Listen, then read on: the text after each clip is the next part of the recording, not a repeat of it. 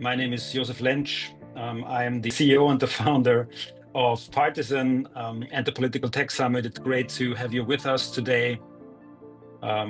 Actually, it was only 48 hours that we opened up the registration and we had a great interest in the event. So very good to have you all.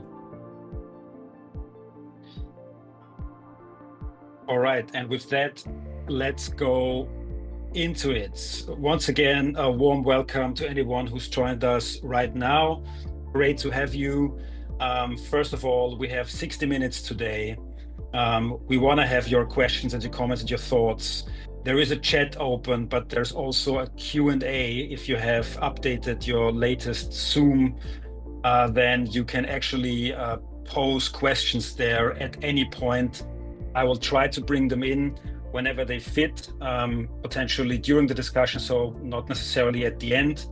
Please feel free to raise a hand or to pose a question in the Q&A. Let's get right to it. The topic of today's webinar is Meta's algorithmic bomb, which is something that happened, as all of you will be aware, last Friday to, the surprise of many. José and I just talked. José was on his way to the beach when it happened, and Meta actually announced that. So, I think we were all a bit surprised about the timing, and I want to give some context before we jump in. So, from October, Meta will no longer allow political, electoral, and social issue ads on their platforms in the EU in response to the EU regulation.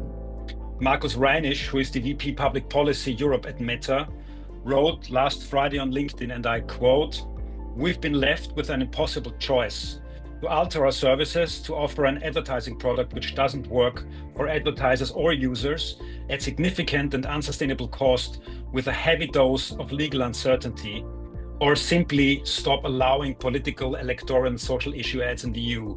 That's quite a heavy statement there that you have.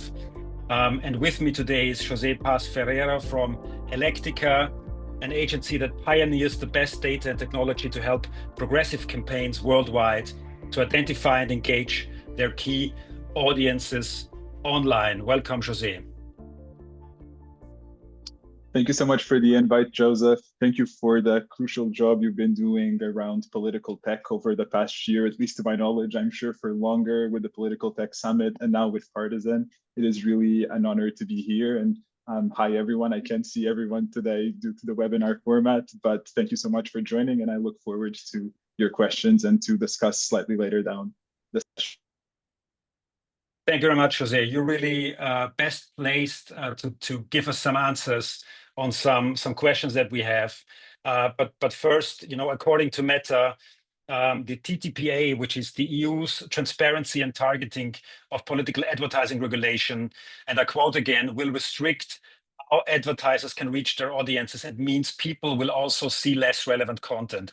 José, before we get into the nitty-gritty and the nuts and bolts of it all, I know you're not a spokesperson for any platform, but can you perhaps give us a bit of an insight or explain what the potential concerns of platforms, not just of Meta, but also of Google's and others, may be? Why do they phase out political ads now? Paid ads, that is. Okay, let me start with a slight declaration of interest because I want everyone to know where I am coming from professionally as well. Ultimately, Electica is in the political paid ads market. We operate an ad platform, advocate, and ultimately we tend to perceive Meta and Google leaving as an opportunity mostly. There's kind of two reasons, ultimately, I think, why the platforms are exiting, and I'm kind of gonna just take this twofold, and as you mentioned, we can then get into the nittier-grittier. One is ultimately Meta, Google, they're not political ads companies. They are not in the political sphere. We are a very, very, very small portion of their revenue. And ultimately, any sort of requirements that focus specifically or exclusively on political ads are harder for them to comply as it's not their core business. That is something that for us at Electica concerns us a little bit, considerably less, because it is our only focus is political paid ads. And by leaving the ecosystem to actors that treat this as a secondary priority, we end up finding ourselves in this issue. The second issue, and to an extent, I've mentioned it, which is ultimately revenue, very likely. Claire O'Donoghue-Velikic, I hope I'm not butchering her name if she's around, from ODV Digital. She was the first paid ads representative for politics in Europe. She coined a very, very interesting article in the Irish Examiner yesterday, I believe, that I recommend reading to everyone, in which she pretty much highlights just that. Political ads were never a moneymaker for Meta. After the Cambridge Analytica scandal, they tried to follow transparency requirements as well as creating new methodologies to ensure that there was more transparent advertising in Europe. And they seemed to perceive political advertising as a social good, something that should be allowed and should be incentivized, even from a political aspect, probably hoping to curry some favor with respective governments, if I can be very honest. At this point, it just became obvious that they no longer perceive that market as such, and that the amount of work, effort, and costs to comply with what ultimately are moderately onerous requirements was just not worth it for them. So we can look for different types of answers, and I think there's a plethora of them, and I think the platforms themselves would be better positioned to answer this question. But ultimately, I think it comes down to revenue. If I don't think Meta would take this decision in the US while facing the same regulation, ultimately because the political ads market is just so much larger. Thanks, José. Just as a side note, we approached Meta and invited them to participate. Unfortunately, they haven't commented. Now, do you think the Commission expected that? I said we were surprised in a way, certainly about the timing. Do you think the Commission expected that to happen? Do you think that step will have any impact on the regulation? Okay, let me just take a step back for full context for everyone on this call who might not be aware. Meta's decision comes as a reaction to the Commission publishing the draft guidance for the implementation of the TTPA. Ultimately, this regulation was approved last year, and and up until now, we've been waiting, and by we, I mean pretty much everyone in the sector, been waiting for guidance on how it should be implemented. It only arrived now, around 2 months before the actual date. And what we are seeing is that that Meta's reaction immediately after that implies that we are reacting to this document and that the requirements are obviously too complicated. However, and I think there's surely people who are better suited to tackle this question, but I don't think this is an isolated policy dispute. This is a part of this long-standing, this escalating conflict between big tech and European institutions. And I think this goes above political ads to an extent. It's regulation, it's power, it's democratic accountability. In the past decade, I think the EU levied around 10 billion in fines on Google, Apple, Meta, and Amazon, pretty much. This goes from failing to protect consumers, undermining competition. We currently have a bunch of DSA and DMA cases that are open. Every time new regulation comes out, what the platforms say is, this is unworkable, this is economically harmful. I tend to look at that primarily as a political strategy, not necessarily an assessment of feasibility. But at this current stage of the TTPA and the transparency regulation, let's call it that way for simplification, as TTPA is not the most beautiful of terms, the legislation has passed negotiations. The draft guidance is here to operationalize the law, not to renegotiate its scope. So a reversal now, on the one hand, hardly be possible. On the other hand, it would probably signal a level of regulatory fragility, which is probably not what the European institutions want to signal, right? You don't want to say, as you're ongoing, you have the AI Act, you have the DSA and DMA enforcement, you have the Data Act. Do you want to say, hey, if you guys threaten that we're going to leave, we'll just let you guys have whatever you want and not deal with regulation? Ultimately, as a European citizen, I'm not super comfortable with that vision, and I sincerely doubt that the institutions will be so. The issue here, and I think we'll get the opportunity to get into that, is that ironically, in this, let's call it conflict, the EU just served the platforms a very easy blow that allows them to exit this market in which they probably didn't necessarily want to be, and to say, we are doing it because of your regulation and because of your practices. Well, let's get to the fallout. And you mentioned already there are comments in newspapers.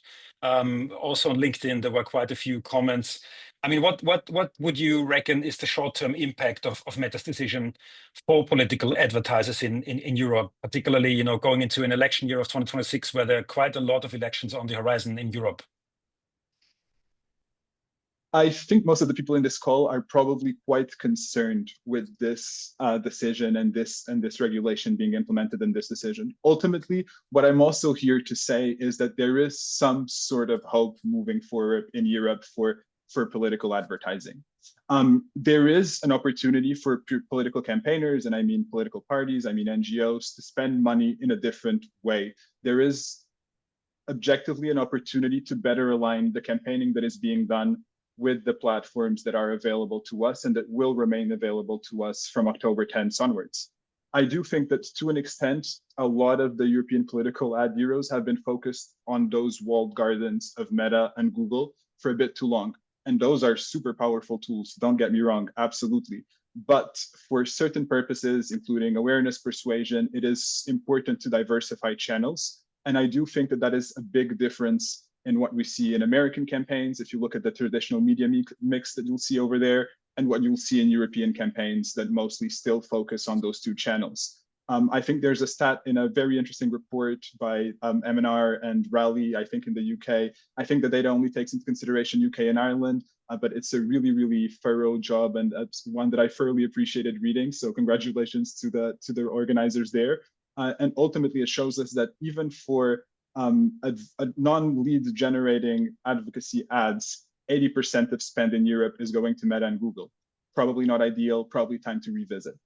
Nonetheless, there are also obviously fallouts. We can't just treat this exclusively as opportunities, because I do know that organizations will have to pivot and will have to change the way they currently work. From that perspective, the short-term impact, if we don't prepare, if we don't pivot, if we don't adapt, is a strategic gift to the far right, is a strategic gift to extremist actors. Why do I say that? Technically, they already sort of dominate organic social media, high engagement, emotionally charged, very polarizing content. And paid reach was one of the last tools that mainstream actors had to compete in that same space without having to resort to sensationalism, to fake news, to things that are not compatible with the pro-democracy space. And with this decision and Meta leaving, ultimately what we will see is kind of what we see on TikTok to an extent, which is extremist actors don't care for regulation. Let's not fool ourselves. They will not follow ad rules. Their organic posts are optimized for virality, and this change ultimately leaves them with even less friction, less competition, and considerably fewer checks. Again, TikTok, political ads are banned, officially banned, nobody can see them, yet the platform is littered with them. You'll see an election, there were examples in Ireland last year, there were examples in Romania, taking it all the way to the cancellation of the election. Banning political ads does not depoliticize a platform, it just removes transparency and accountability. So ultimately, there is that possibility that if we don't adapt correctly, that will be the short-term fallout. Thanks a lot, José. I just want to bring in Elias. Thank you very much for breaking the ice and formulating the first question. Elias is interested to know how realistic it is that the regulations will be relaxed again. I think, José, you already touched upon that point, right? That you don't think that the Commission, at least in the short term, will relax or take another step at this, because basically, it also serves to a certain degree, perhaps the interest of platforms, and also it would be, in a certain sense, meaning reconsidering, stepping back on what the Commission has said, and it doesn't want to look weak, right? So in that sense, I think the outlook that it will be relaxed is limited. Would you agree, José? Yeah, I think there's two sort of dimensions. One is more theoretical on what is possible or not at this stage of the legislative process, and the other is more on a practical term. What can people that are on this call still do to sort of impact the way this regulation will be implemented? From a theoretical perspective, the Commission historically only withdraws proposals if A, they're politically obsolete, which is, for example, the ongoing debate around the Green Claims Directive that was withdrawn, or two, if they were distorted by the Parliament or the Council. this regulation hardly meets those criteria. It's been politically endorsed across most groups, and its scope and ambition ultimately reflect what is a long-standing consensus about the need for transparency in political advertising in Europe. That is kind of the theory behind it, and also why I think it would be very hard to go back outside of any type of power struggle. If, however, we look at the practical aspects of things, the draft guidance is out there. The Commission has put it out. You'll have to look pretty deep for it because somehow it is not very visible if you search for it. You have until the 4th of August, if I'm not mistaken, it's next Monday, to make comments on specific aspects of the legislation and say, hey, I think the way the guidance is looking at implementing this will have this consequence, X, Y, Z. And I think we sort of have a duty as campaigners who are currently worried about the future to participate in this process and try to feed in as much as possible. So anyone who has very strong opinions about the topic, I would strongly recommend you go through that process. As much as it might sound slightly burdensome and potentially ineffective, it is the moment where we need to try everything within the scope of reason. All right, so make use of your democratic right to be heard. Absolutely, now is the time. Monday is the deadline. Let's move on to the strategic shift that this means and also what comes next. Now, if Meta and Google are out of the paid ad game, from your professional perspective, what alternative platforms or channels should political organizations now be considering? So as of now, excluding Meta and Google from the equation, as of now, we believe that we will continue to find ways to advertise in TTPA compliant ways via programmatic advertising. I'm not sure how familiar the audience is with the concept, but pretty much programmatic advertising is what you will see anywhere on the internet. You open The Guardian, ads will pop up. Traditionally, that's programmatic advertising. It's a topic that I'm quite close to and passionate about, so happy to discuss it in further detail. Feel free to reach out. Beyond that, we're really just trying to both wait and see what is happening. We haven't heard what other platforms have to say about this topic, to my knowledge. I don't think LinkedIn, Snapchat, etc. have discussed it. I do think there are a lot of constraints to some of the channels that I've seen people identify as solutions. There's been discussion about CTV, which is the fastest, well, no longer, but has for the past couple of years been the fastest growing channel in the US for political campaigning. There's been conversations about digital out of home. What I would suggest to everyone is explore every single alternative that is available within your toolkit. Surround yourself with trusted partners. At Electica, sorry to always bring my fish, but we're always happy to help and have these discussions. But with this, it will be crucial to diversify and look beyond the social and Google logic that was previously dominant in European political campaigning. Thank you. There's a question from also from the audience. Does this also apply to government administration? So if they campaign for political or societal issues, I don't know, to call for people to participate in policymaking processes, is this also, does this also fall under this new regulation? And is therefore are the governments therefore hindered to actually communicate with the citizens in political aspects? What I saw you nodding there. I'm nodding because so Google announced this decision, I think nearly a year ago, pretty much. And when Google announced this decision, one of the reasons why they announced it was ultimately the way institutions are defining political advertising is too broad for us to be able to comply. It is a definition that pretty much says anything that is liable of influencing, impacting, blah, blah, blah, the outcome of an election, referendum, or a legislative initiative.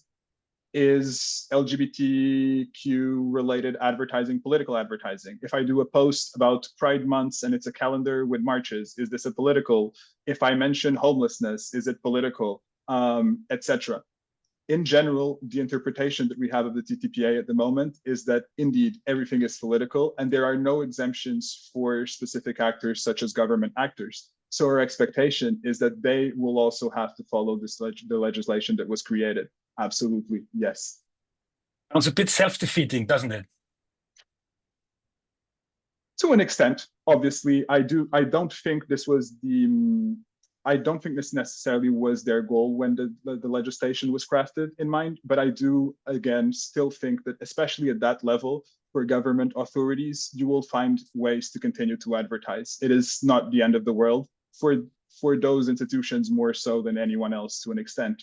A good example is, let's say, and I think that's also a difference between political parties and NGOs that is quite relevant here to take into consideration to an extent. That is, political parties typically in a lot of European countries will have certain dispositions within national legislation that will give them, for example, electoral periods. You will have TV, granted time, slots, etc. All of these tend to be regulated on a national level and tend to give political parties some sort of an advantage from the communicational perspective due to their importance for the democratic process. NGOs don't benefit as much from that type of mechanism, and I do think that they will suffer the most from this decision ultimately, but I think we'll get there as well.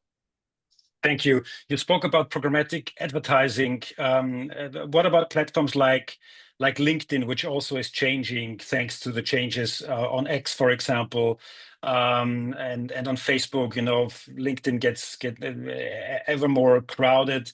Do you see any channel there or on other comparable platforms?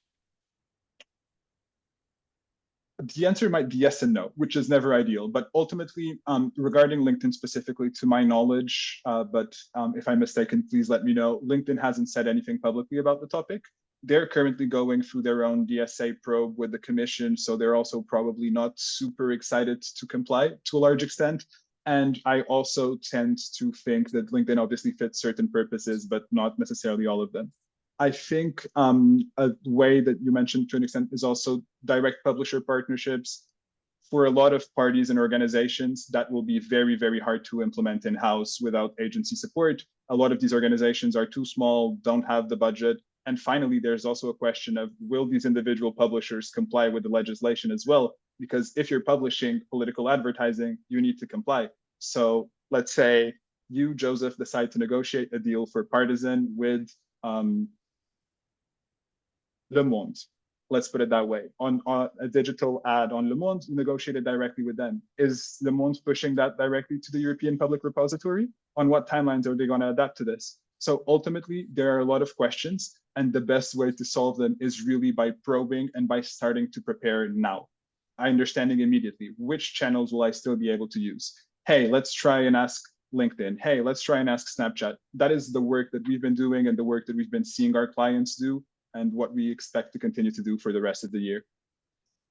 Thank you. You referred to organic content being the one of the winners of this step, and that, of course, often more populist or extreme political actors actually have the bigger reach. Now, if we look into the US, we already saw the big, influencer election when Trump won. We now just saw that actually today the UK government held its first influencer press conference or meeting. So it's also shifting in that sense. So how do you see this, organic game play out over the coming years, and how can organizations adapt their strategy for maximum non-paid reach? Okay. Slightly difficult question. I think if I have a silver bullet for progressive or for political organizations to maximize their organic reach, I would probably be an incredibly rich man, but not quite yet. But let me try to break that down into the two different parts. I think there's one first point that is super important for me that completely is under discussed in these debates. That is the general topic of algorithmic transparency, right? For political ads, for years and years and years, if you want to see who is spending on political ads, you can do it. Like, open Meta ad library, you can check exactly how much Greenpeace spent in Germany last week in political ads. Algorithms remain a complete black box. I don't know why content X is prioritized rather than content Y. I don't know why that content is being pushed in front of people. And I don't know why somehow the content from the far right is being considerably more amplified than moderate parties, right? We all make assumptions, and we are pretty confident about the assumptions that we're making here. But ultimately, these are black boxes. And instead of also looking into this and the organic reach question, which is potentially the most dangerous one, we focus exclusively on paid reach. which obviously has a few drawbacks. Looking back to your question and now trying to help people figure out how to maximize non-page reach again. It's actually interesting because I'm based in Lisbon, Portugal. My past is in political campaigning for parties, and specifically within that, in Portugal there is no paid political advertising. There's no digital paid political advertising. So for a while, since organic reach has been declining, we've been looking for strategies on, hey, how can we still get people to engage with these mainstream party communications? Honestly, the biggest lesson that I can bring from that aspect of things is really to invest in community building to an extent. When paid political ads are banned, we've had no choice to kind of get creative. Supporter distribution networks, peer-to-peer sharing systems, WhatsApp groups, Telegram broadcasts, all of these can sort of help you drive reach in this fragmented landscape. I think this is also interesting. Somewhere where this is done really, really well is in Latin American campaigns traditionally. I think of Brazil, specifically the Lula campaign, the ECDA, the European Center for Digital Action, of whom I'm also a big fan, recently hosted a very interesting webinar with a Brazilian expert who I believe was called Ricardo Martins, sorry if I'm mistaken, about the topic of WhatsApp mobilization and how they amplified organic posts via those networks specifically. Ultimately, your supporters are your best channel. You have now the responsibility to empower them with content, with tools, and there's so many great European tools that do just that. I won't barge into the territory of the Political Tech Summit, but I think you can find everything about them then, and ultimately clear calls to action. What I will say is organic won't replace paid. Objectively, you won't get the same reach. It's not really open for debate, but smart organizations can still build digital power without buying reach on social, including by adding additional digital touch points to their awareness campaigns. Thank you. And we have actually some great input from the audience, which I want to bring in. MC is also referring to what you just said. Isn't this just accelerating the shift from algorithmic reach to relational communication and organizing? So basically what you just talked about. Thanks, Michael. Michael Cohen is one of the speakers at the Political Tech Summit. Great to have you here today as well. So is this really a step change?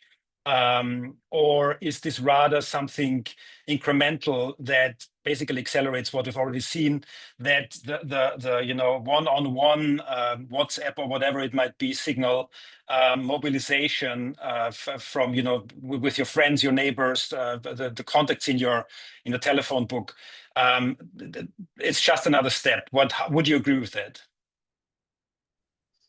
Absolutely. From a purely social perspective, I do think that what we're being led to is to distance ourselves a little bit from the algorithm. Ultimately, let's take a step back, and everyone says, okay, now our focus is organic reach. We know how organic reach works, and the amount of times over the past years, for every moderate party that goes viral once with a stunt, there are probably hundreds of examples of moderate parties doing uncharacteristic stuff on social media to try to go viral, to try to reach the algorithm, etc. What we've seen ultimately is it doesn't work.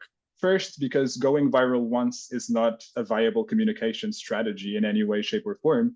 And second, because the far right is considerably better at doing it, and they will take better advantage of it because they do not care about these rules.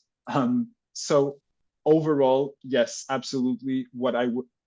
I tend to agree with Michael's point, and overall, there's really no reason to try to fight this exclusively on organic reach. That is a battle we are meant to lose. It is time to continue to advertise and diversify your channels considerably more than saying, hey, let's try to revise our entire content strategy so that it becomes more clickbaity.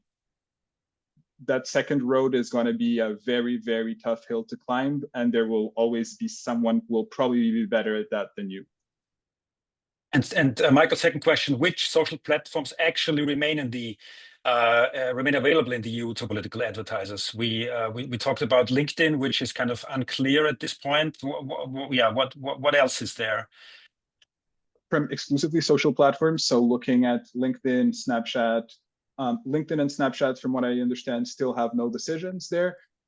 Meta is out, Google is out, X theoretically bans political ads, but X and TikTok theoretically ban political ads, but both of them seem to be very, very strong at delivering them. So clearly there's some sort of misunderstanding there that we're about to also find out with Google and Facebook, whether it replicates for the new ones leaving the market.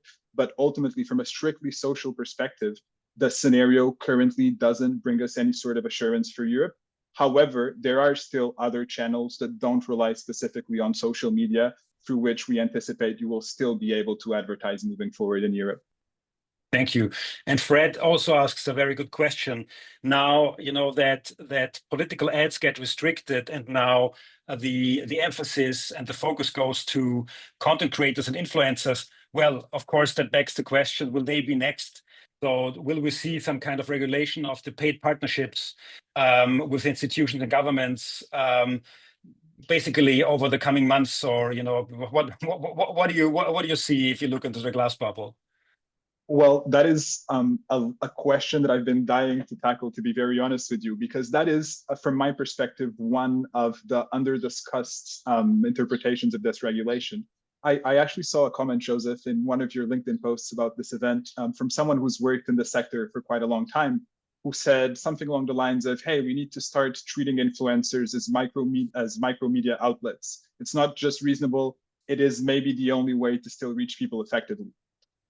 I theoretically fully agree with that perspective. However, there's no specific carve out within the regulations that spares influencers from the repository and from disclosing the political advertising that they're being paid to do ultimately. Actually, the regulation treats them as micromedia outlets. Please take this with a grain of salt. This is not something that I've discussed with our legal team with whom we're working specifically, but ultimately, according to the draft guidance that we see, it seems like influencers become publishers themselves.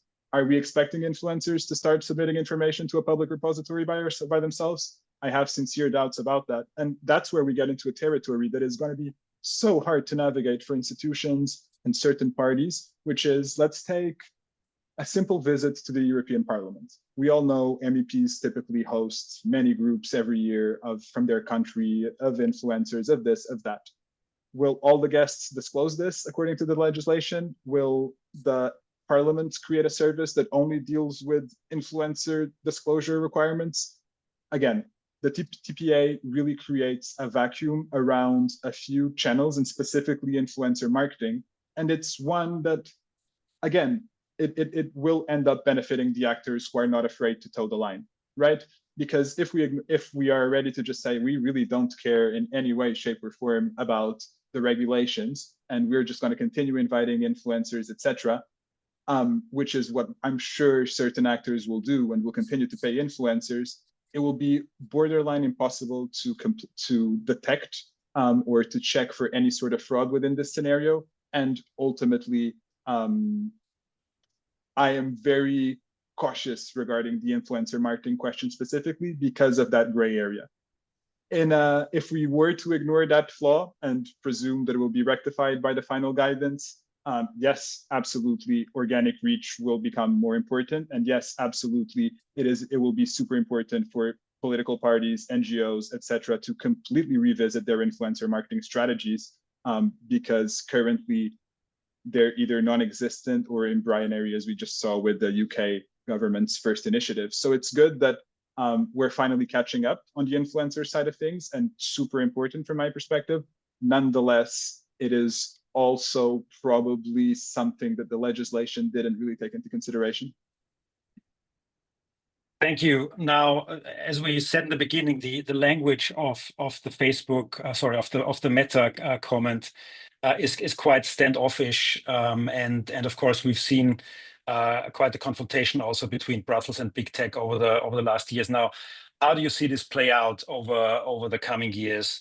Do you expect more confrontation, or do you see some kind of compromise that could be possible between Brussels and big tech in the years ahead? Another question, another very tough question. Thank you, Joseph, so much for putting me on the spot here to try to solve the conflict between big tech and the European institutions. Surely an easy one.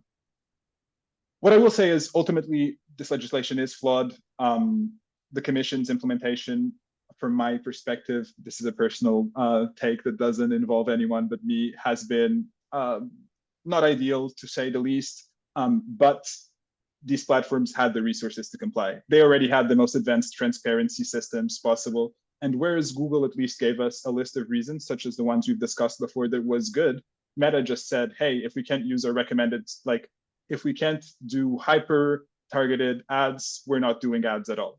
Hardly a reason to exit, and hardly a point in which you can actually discuss, because what they're telling you is, we will not budge from our current system. We will not change anything that you are telling us to do. So objectively, from a geopolitical perspective, yes, I tend to anticipate more confrontation. I think the EU is feeling the pressure to enforce some sort of digital sovereignty. The AI arms race will only accelerate this to an extent. Let's see how the institutions react to ultimately being treated as the bloc being treated as dispensable, because I would anticipate that it will harden regulatory resolve, but maybe not, and maybe the institutions back down and they say, okay, let's become friends and let's not fight over the next couple of years. That would be great, because currently this fight has collateral damage, and the collateral damage are NGOs, are political parties, specifically moderate and progressive ones, because for them there are no carve-outs. So the effect of this current fight, and without compromise, the net effect will be democratic self-harm. So there is high incentive for the institutions to try to solve this one or figure this one out. However, given the general scope and given the general direction the world is moving in, I'm not sure we can expect an easy solution here. Thank you. And Elias harks back to the influencer topic in his question, and the gray area of what is actually political. We've seen many things that have become political that are not political in themselves, right? Dancing or cooking or other practices. So what if the political message is implicit or embedded in some ways, and then being boosted? Yes, I mean, I think all those questions cannot be probably answered in detail right now, but I think that goes to show that it will be really hard to understand where the drawing the line is actually appropriate between the political and the non-political, wouldn't you say?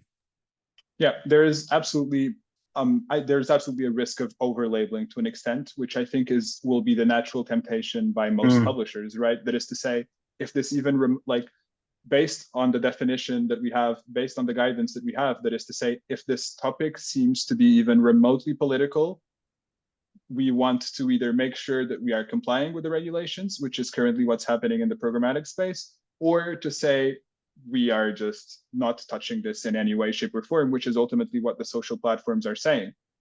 So yeah, in that specific instance, not particularly confident. To me, this sounds like an opportunity for somebody building an AI tool that then assesses the compliance of videos or text content on the web, just to send it through. Otherwise, your legal bills will go into very high dimensions. Thank you. So when we go to the innovation parts, we talked about the fallout. We talked about the strategic shift. Let's discuss what advertisers can actually do now, given the new situation, or perhaps the situation from October, because of course, for the time being, you still can put political ads, paid ads on, which is also a question I would have to you. Kind of, should you make use of that opportunity and advertise the hell out of it until October, even though at the moment it's summer? But the other question is, what can political campaigns and NGOs do? How can they prepare? How should they adapt? Before the ban takes full effect. That's quite interesting, because that's the question that most of our clients are currently asking us. That is like, hey, do we want to just throw all of our money until the 10th of October? Or probably I wouldn't. If you're trying to spend money, don't risk going all the way to the 10th, because they haven't even given us a date of when they will actually leave. Just aim for the end of September. Will be safest that way.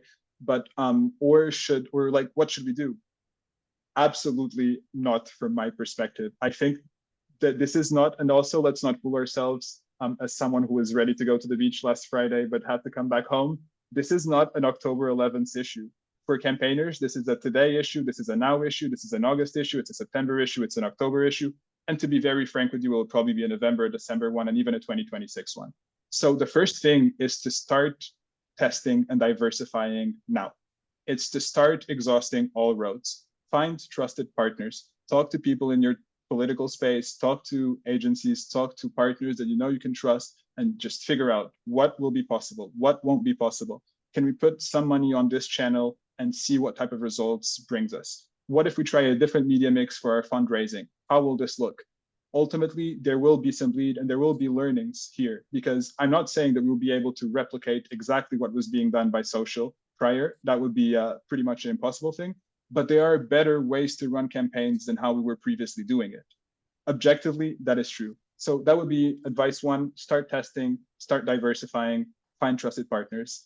Second is probably build own data. I think not necessarily all European political parties and NGOs currently exhaust the things they can do with their own data.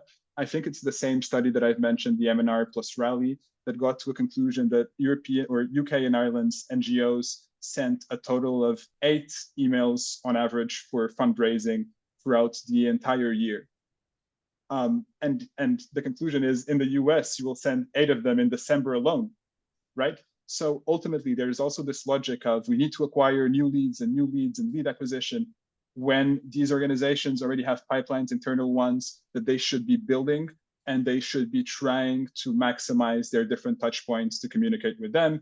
Email, SMS, peer-to-peer, the lists, let's rephrase them.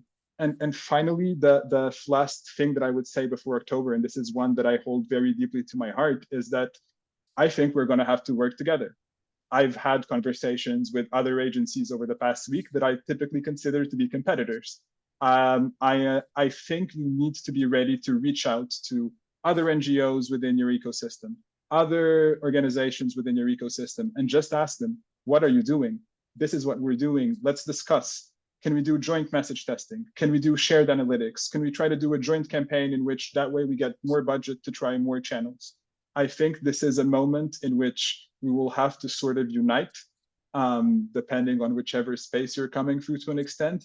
And we need to do a better job at working together moving forward, because this will take some learnings. And I do think there's an important part of socializing them, because that's what the far right does around the world, right? They find a tactic, they find a topic. One day it's in the US, the next day it's in Portugal, the next day it's in Romania, the next day it's in Ireland. All of these practices are socialized. I do think that on our side, and here I'm thinking more of Electica's side, the progressive side, we tend to find that people are quite often in their silos, trying out things individually, not really wanting to discuss it publicly. That is something that we've been seeing shifting a little bit over the past week. I think a lot of our clients, even Electica, are like, hey, what are these other people doing, etc. So you start to see as the panic settles. I don't think there's any reason to panic. I think there's all the reasons to work together. And I'm sure that if we took everyone in this webinar right now, I'm sure we would find great solutions for the future in political advertising in Europe. Thank you. So there's a rallying cry for more collaboration. I think this is also what we try to do with Partisan and the Political Tech Summit, of course, facilitate introductions and then incentivize people to work together and create new partnerships. Because as you said, right, the fringes, the extremes are often really quite adept at it. There was long the theory that the nationalists, could not work internationally. I think this has been invalidated for quite some time. So yeah, there need to be networks that and ecosystems that we help bring to life in order to help the democratic center. Yeah, you already touched upon the next question. I mean, compliance strategies in the light of this new situation. You already mentioned that. It won't be entirely clear what is political, what is non-political. There will be a gray area. There will be, legal advice in-house with the, bigger companies or perhaps by agencies that will be sought. What kind of new, format strategies would you recommend? We already said cooking might be one of them. No, but what would you say? What would you suggest the way forward?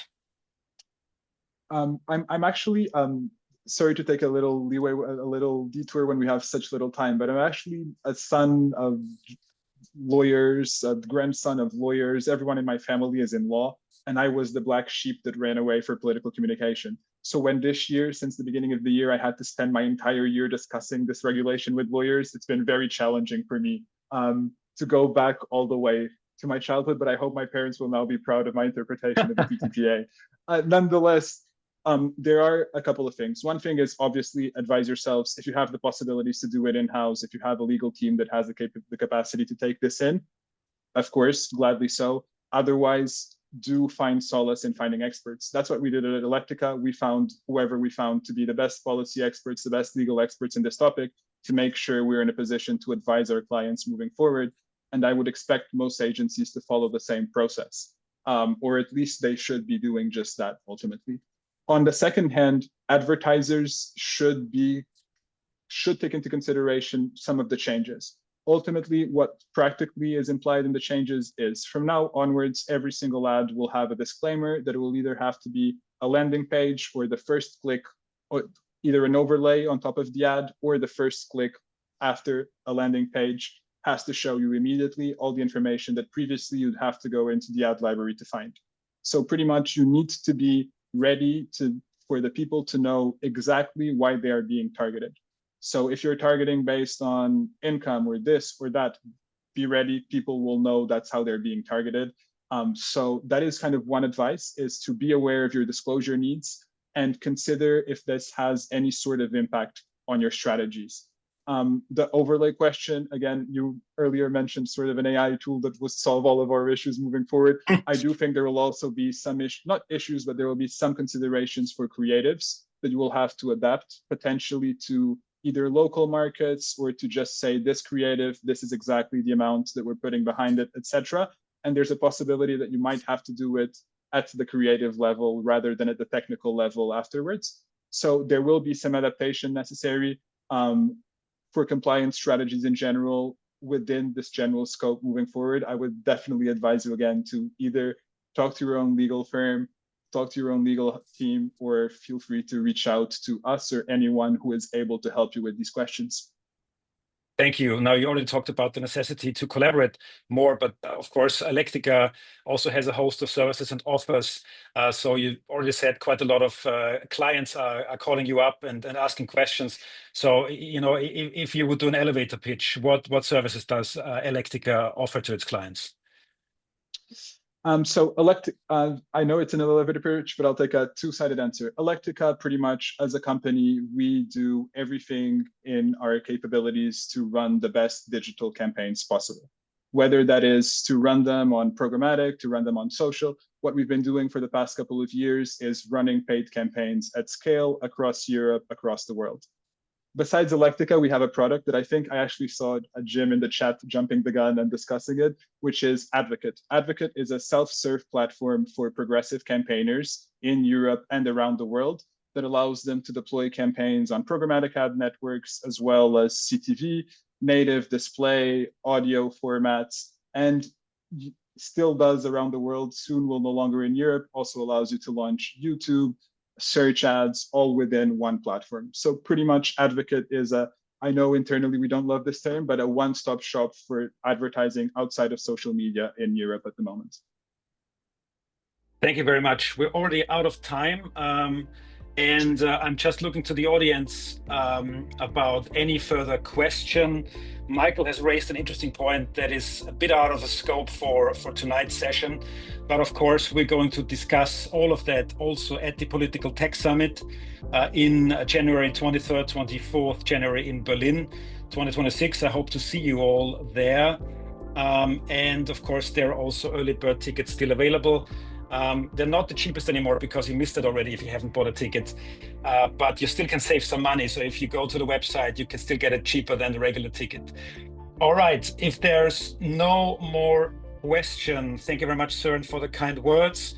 Thanks very much for everybody participating. It's been great. Thanks most of all to you, José, for providing your expertise and your perspective. I think it's been very, very insightful and informative.